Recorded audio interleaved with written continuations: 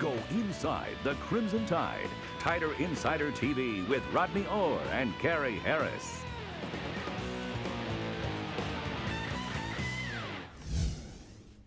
Just a week after scoring only 14 points, Alabama's offense woke up with a vengeance this past Saturday at Bryant-Denny.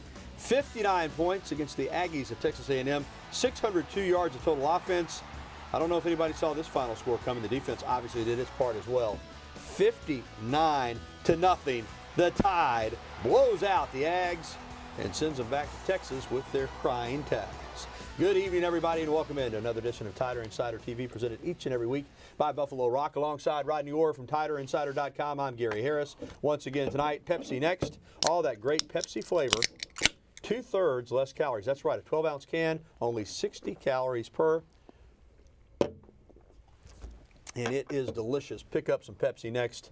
The next time you're at your local grocery store or convenience store, and you'll be refreshed just like Rodney and I are. Of course, it helps to be refreshed when you win 59-0. I think, Rodney, we all knew that the Tide offense would play better at home. That's been the MO of this team this year, but really, I don't think anybody could have expected or predicted what went down on Saturday at Bryant-Denny Stadium. Alabama, Rodney, offensively, first of all, let me just say right off the bat, I was wrong. Last Tuesday, I sat on this set and I said, I think Alabama can play better. I think they can win games, but I don't think this team can play a clean game. 6 games into the season, this is a mistake-prone team. They went out last Saturday, no penalties, no turnovers, and that's the result. So what does that tell me? Well, it tells me that, first of all, they can play a clean game, and when they do, they're going to be really hard to handle. Yeah, they are. Again, Gary, the thing is about this team is, you know, this week you're going on the road. We'll talk about that later. At home, they felt really comfortable. Obviously, kind of reminiscent of the Florida game a little bit in terms of the offensive explosion. And, you know, let's be honest, Texas A&M kind of gave up when it was about 17-0, and it was a runaway. Well, Rodney, do you have any doubt in your mind that the Florida game might have been 50-something to nothing too? Because in that game, 4 turnovers. Yeah, right, none. Again, you pointed out the importance of turnovers. There's the difference right there. But, you know, again, Alabama was really on. Blake Sims had an outstanding game. And, you know, it's good to see him get his legs involved. All right, Nick Saban obviously pleased with how the Tide prepared and then played in the game against the Ags. That's the kind of energy and enthusiasm we've been trying to get our guys to play with. And, you know, a lot of anxiety, you know, a lot of expectations, a lot of anxiety that guys play with that we've been trying to get rid of, you know, on our team. Sometimes you get people so tight and so tensed up and anxious that they don't play with the kind of personality that they're capable of.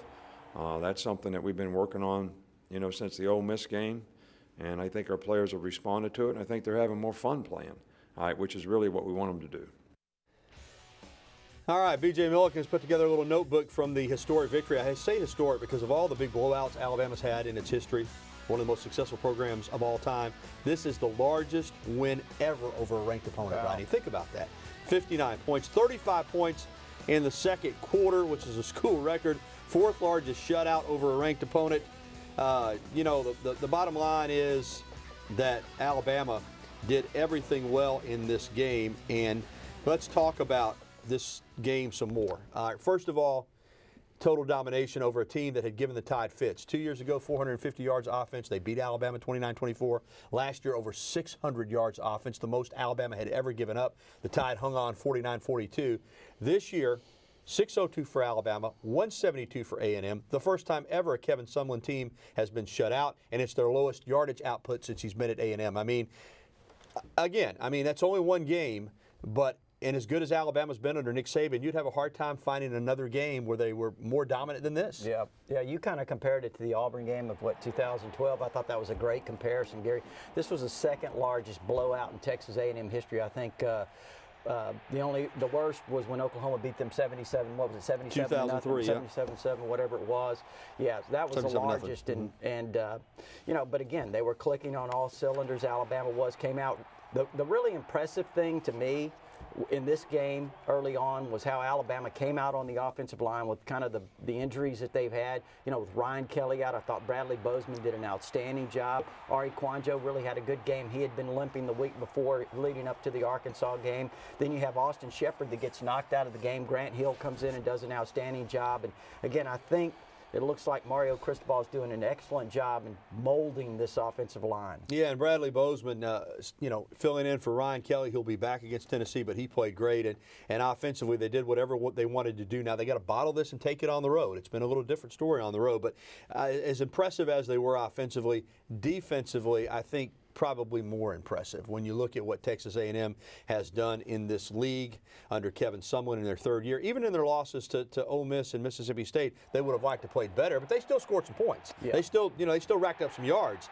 Against this Alabama defense on Saturday, I mean, they got nothing and were made to like it pretty much. Well, and I think the big difference between I think it's obvious. No Johnny Manziel. The threat of the run there with Kenny Hill is he's a good athlete. He can run if he gets an opportunity, but he's certainly not Johnny Manziel. And I think it allowed Alabama a little, flexibility in terms of its coverage and defense. But I'll tell you one thing that was really impressive. Let me tell you this stat, Gary. Alabama now has 19 sacks on the year. 10 of those have come in the last 6 quarters. 6 of those came against Texas A&M. They had 9 tackles for losses total. There you see it now. Unbelievable play by Reggie Ragland. I thought the coverage was outstanding. I'll tell you why. Yards after the catch. Go check. Very, very little yards after the catch. Alabama defended them really well. The longest Texas A&M game through the air, only 26 yards. They had two throws for 15. But that was basically it, Gary. And you're talking about a team, Texas A&M, an offense that ranks first or second in the country in every major passing category. All right, let's hear Nick Saban talking about the job this defense did on Saturday. This is the best we played against this kind of offense. Had to make some adjustments in the game, but the players did a really good job, and we affected the quarterback with 4 guys rushing, and I think that was the real key to the game. The secondary did a good job at disguising, better than we ever have before when we played these guys. Just try to confuse the quarterback as much as possible, and play sound football and fly to the ball, like we said a couple of days before, just fly to the ball. And again, we've mentioned some of these numbers already. You see them on your screen there, but another amazing stat. In this era where it's hard to get, some teams go years without shutouts. This is the 15th shutout for Nick Saban at Alabama. That blows your mind. It is. 2 this year. Yeah, 2 already this year. That's an amazing stat. And we don't see it there, but Alabama has given up 40-plus less touchdowns in the last 5 years than any other team. LSU is second. And, one other thing, Roddy, before we move on from this game, you heard him talk about the enthusiasm. We saw it in those clips. Not that you want to get so enthusiastic and emotional that you forget, what you need to do, but this team played with some energy toward the end of the Arkansas game, and that carried over. They had a lot of fun. Yeah, I think since the interception by Landon Collins in the Arkansas game, I think this team has played with a lot of energy, a lot of enthusiasm. Gary, we saw several, kind of shows of that during the game. And, when Reuben Foster made those hits, we saw that when we were coming into the show. And, again, I think it's really good. I think when you have a lot of players, young players, when they kind of get that emotion, that energy, it certainly helps them. Yeah, Reuben Foster, he might not know you, but he'll hit you. I'll tell you what, he brings it. More to come on Tider Insider TV, including an update on Alabama stars in the National Football League. But next, it's that pumpkin orange that Bama fans just don't like. We'll preview the Tide's trip to Knoxville in the renewal of a classic SEC rivalry. We're talking Tennessee when we return to TITV. And coming up, we'll be welcoming your phone calls, emails, and tweets. Again, the information is on the screen on how you can get in touch with us. 205-348-WVUA. That's 348-9882. Email us, TITV@WVUATV.com, or reach out to us on Twitter with the hashtag TiderInsiderTV. We're right back with the only show that takes you inside the Crimson Tide. The one, the only Tider Insider Television will return after this timeout.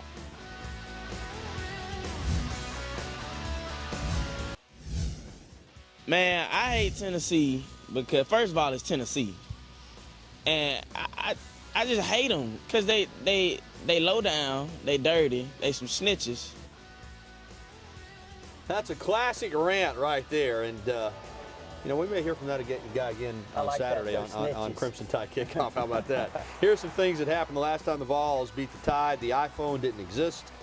Gas was just $1.91 per gallon, although it is headed down again, thank goodness. The #1 song in the country was Sexy Back by Justin Timberlake, who, by the way, is a Tennessee native. He's from Memphis.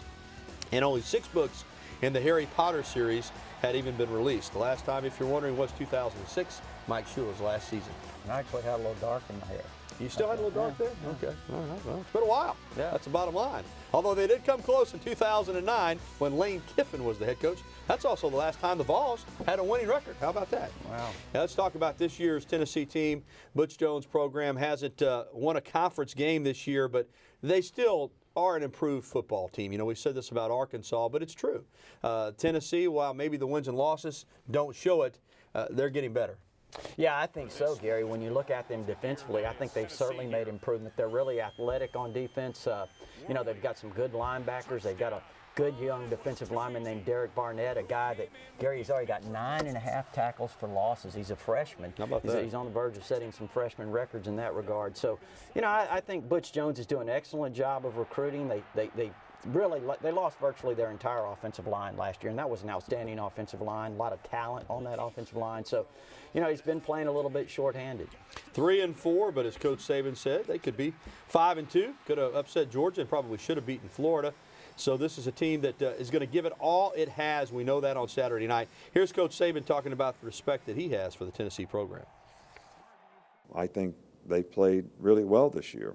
You know, I made the statement before, you know, they lose by 3 to Georgia and they lose by 1 point to Florida, or they're a 5-2 team, and everybody looks at them in a completely different light. So we have a tremendous amount of respect for Butch and the job that he's doing and their team. Some game notes. Alabama's won 7 straight, all under Saban. And the average score in those games in Knoxville, Alabama's won 3 in a row. Look at that, 38.5 to 10.7 in Neyland Stadium. Saban all-time against the Vols is 9-1, and how about this? Since 1959, there have only been 3 seasons where neither team came into the game ranked. Obviously, that is the case this year with a break team, as Alabama is number 4 in the country. Well, next it's your turn on Tider Insider TV. We're answering your phone lines coming up. Here's the information on the screen on how you can get in touch with us. 205-348-9882, TITV at WVOATV.com, or on Twitter, hashtag Tider Insider TV. We'll be back with those phone calls right after this.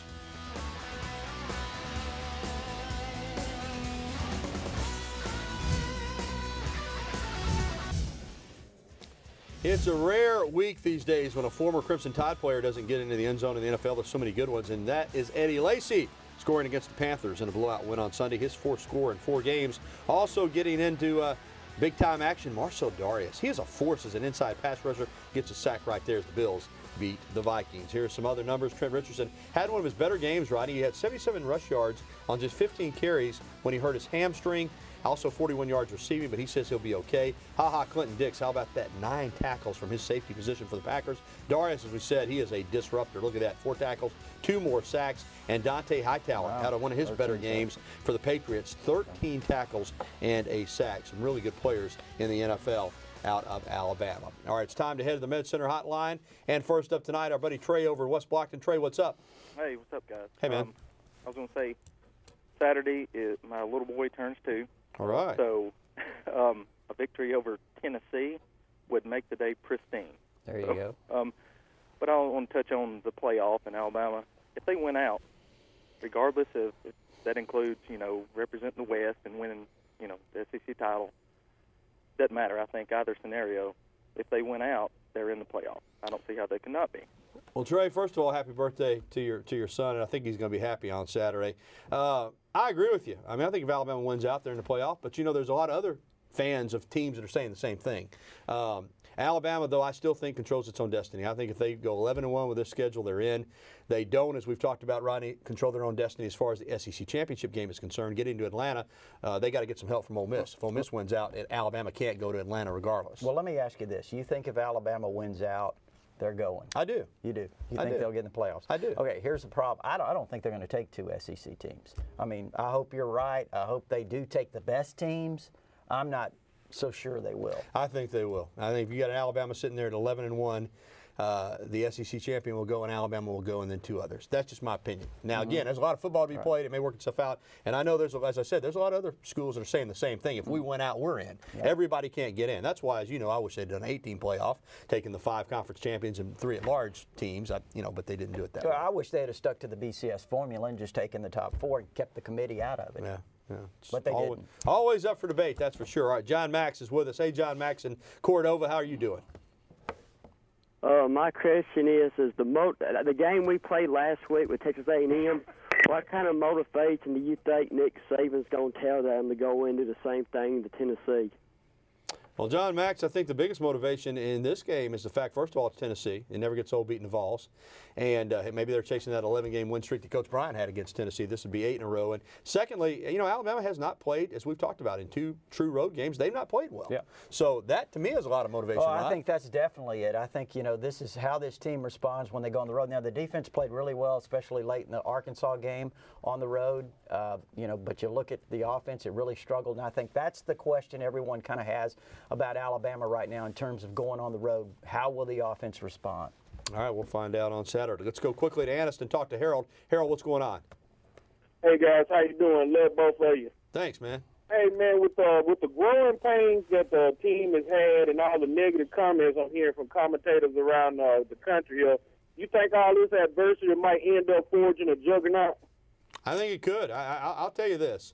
Regardless of what Coach Saban says, players know what is being said. I mean, they're sophisticated enough through Twitter and different social media outlets, television. They know what's being said about them. And I do think the fact that some counted them out after the Ole Miss loss and even after the Arkansas win, it probably fires them up a little bit, right? It would be. I don't think there's any question about it. I think we saw some of that last week, Harold, in the game against Texas A&M. I think that's one of the reasons they responded with so much emotion.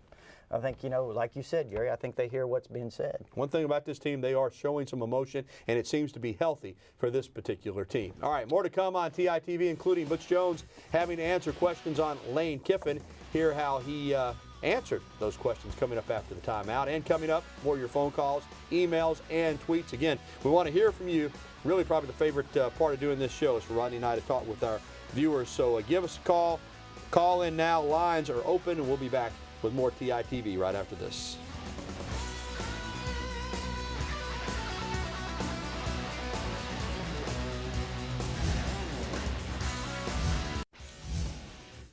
No need to expect a warm homecoming for the man that coached the Tennessee Vols to their last winning record. Lane Kiffin will return to Knox Vegas on Saturday night, and that's been getting a lot of attention this week in the Vols media. Well, the game means everything to our football program and our fans because it's the University of Alabama, not because it's Lane Kiffin. 3/4 of our team, he's a great coach, but nobody knows who Lane Kiffin is. Big game for him, and we want to go out and just try to do our best, but we're not going to try to overdo it. We're going to try to take one play at a time. Alabama players probably hope to make sure Tennessee knows who Lane Kiffin is after Saturday night. I think they know who Lane Kiffin is. All right, let's go right back to the Med Center hotline. Let's go to Adamsville and talk to Dwight. Hey, Dwight, how are you? Doing fine. How y'all doing? Very well, thanks. My question is, a D-liner. I was just wondering his situation. I haven't seen him and hadn't heard anybody mention his name. Well, he got in on Saturday against Texas A&M. Still a young football player. Hasn't played a lot.